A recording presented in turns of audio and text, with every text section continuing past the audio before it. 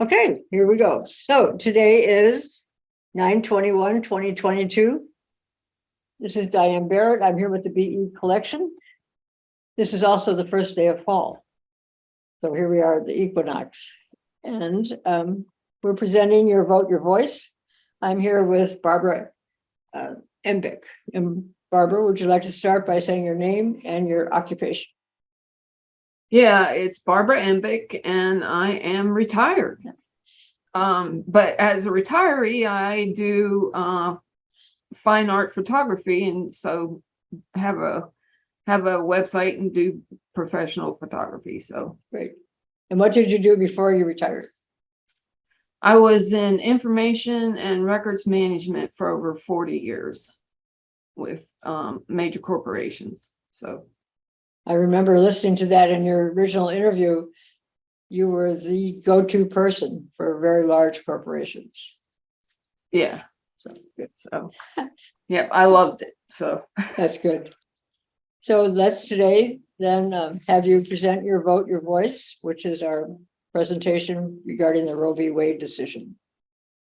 Thank you. yeah, and there's many more people that can speak more eloquently to it than I can, but I'm kind of start at the beginning. I grew up with strong female role models. My mother was a single mother for a period of time, and during that time I had an aunt that also stepped up to the plate, and basically in the summertime because my mother was working a lot, in the summertime we would go stay with my aunt and uncle on the farm, and my aunt also was a very independent woman, and between the two of them they raised both me and my sister to be strong independent women as well. And we also had several female family members that either were business owners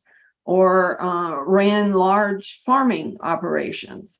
And so the fight was always there. And the other thing, I think one of the major things my mother taught me was that there was always somebody in need more than what we were. And it stuck with me from my childhood and sticks with me to this day. And so I kind of naturally evolved as a teenager then, probably getting turned down by the local Little League team that I wasn't allowed to play baseball. Was probably one of the things that spurred me on.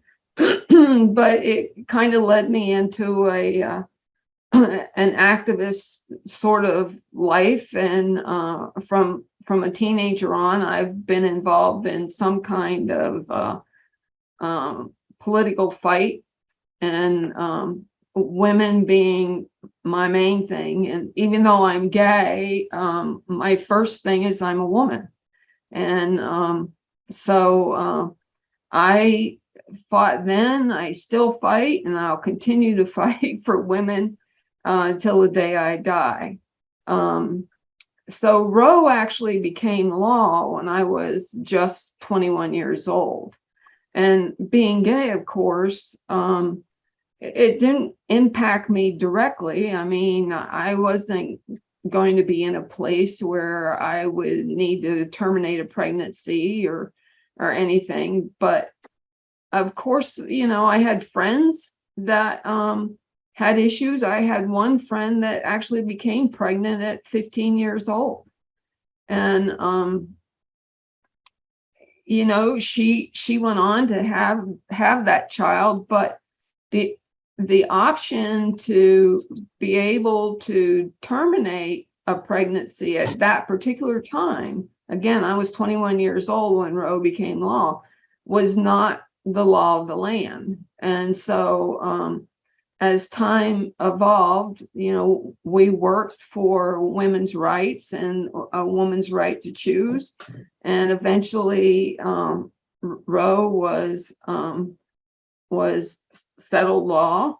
And a lot of people forget that Roe actually had abortion restrictions. It was based on what trimester a pregnancy was in.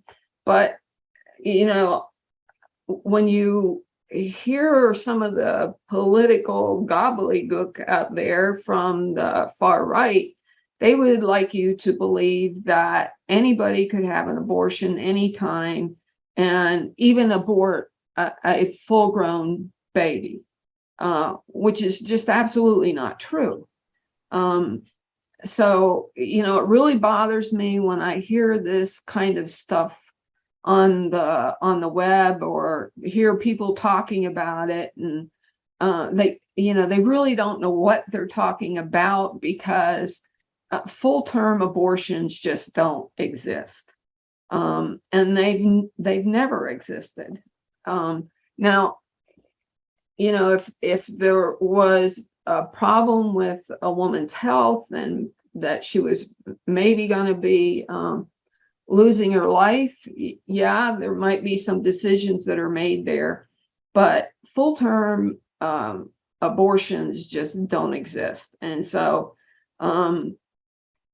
over the years, you know, I think we have to credit the Republican Party and the right-wing Christian community for probably doing a better job than what Democrats did to protect a woman's right to choose. You know, the Republicans set out 20 years ago or more on a path to get to this place where, you know, June 24th of this year, Roe was overturned by the Supreme Court. But it didn't just happen overnight. It happened over a long period of time of people doing a very well planned out action to make this happen. And you know, I have to say, as a Democrat, and I have voted Republican before in my life, but as a lifelong pretty much Democrat, I have to say that I think our party is partly to blame for that. That's just my opinion, but I do feel like we played a role in this last Supreme Court decision.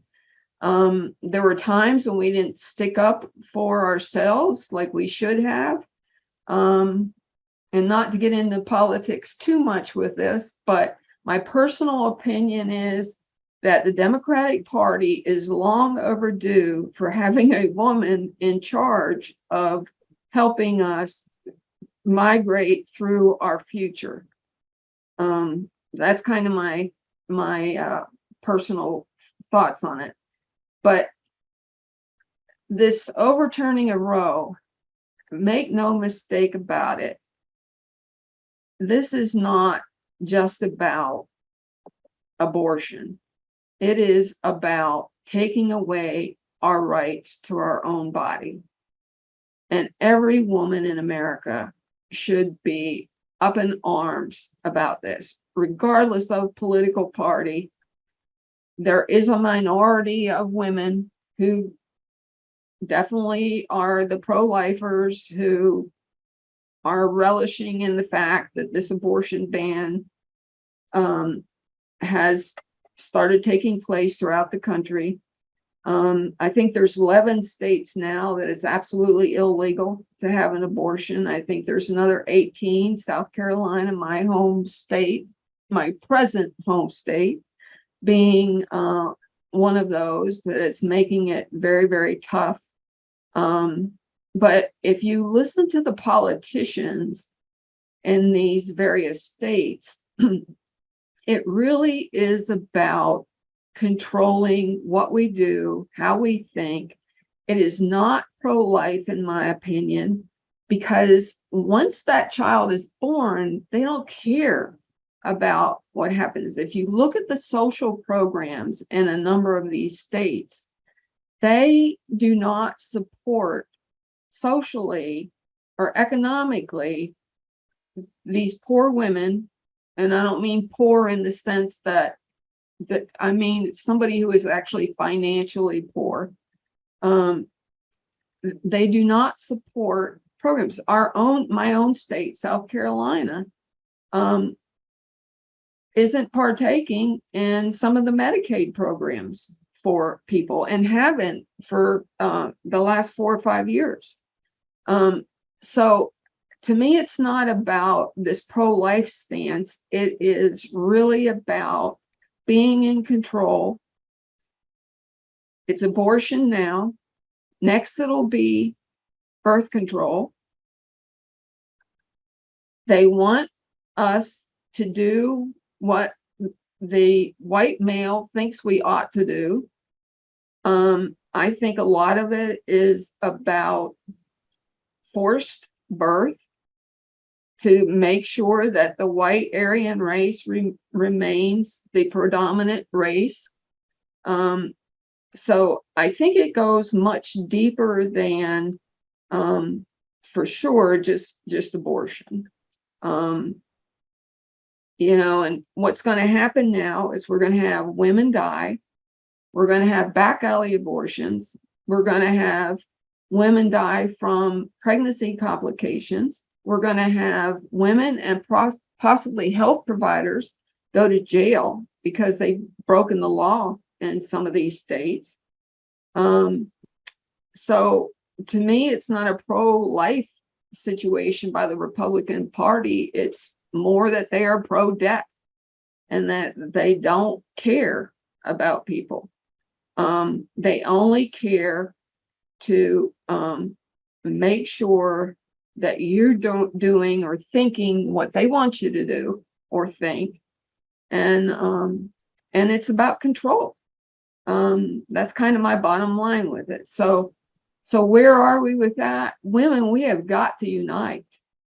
We have got to come together. We have got to get out there and work with our family members, our nieces, our nephews, our friends' children, getting them out to vote, to get young people involved in today's politics, to get them registered to vote, volunteer, for Christ's sake, volunteer. You can't go on a website in the last couple of days because voting registration has started in a number of states. And in the last couple of days, it's difficult to be on a website without getting, are you registered to vote? And then a link to be able to see if you are registered or to register. So, you know, we really need to promote this in our families and not be silent, speak up. You know, I get in trouble all the time on Facebook for being so political, but, you know, it is who I am and I make no excuses for it. So don't be shy. If you have an opinion one way or the other, no matter what it is, express it. So that's where I kind of am to like sum this all up is get out and vote, get people out to vote, volunteer. Our lives and our independence depend upon it. And, you know, we can't ever give up. We just got to keep going. We got to keep working on this. And I'm a firm spiritual person, I guess. Let's use that. And I believe that my prayers will be answered. And I think that we will move forward on this and women will take back, like my shirt says, bet on women. You know, women will take back America and become the independent people they're supposed to be. And that's pretty much it, Diane. Thank you. Thank you very much. And I do like your shirt also. I'm a little passionate about this, but It's good. We all are. Being so non-passionate isn't working.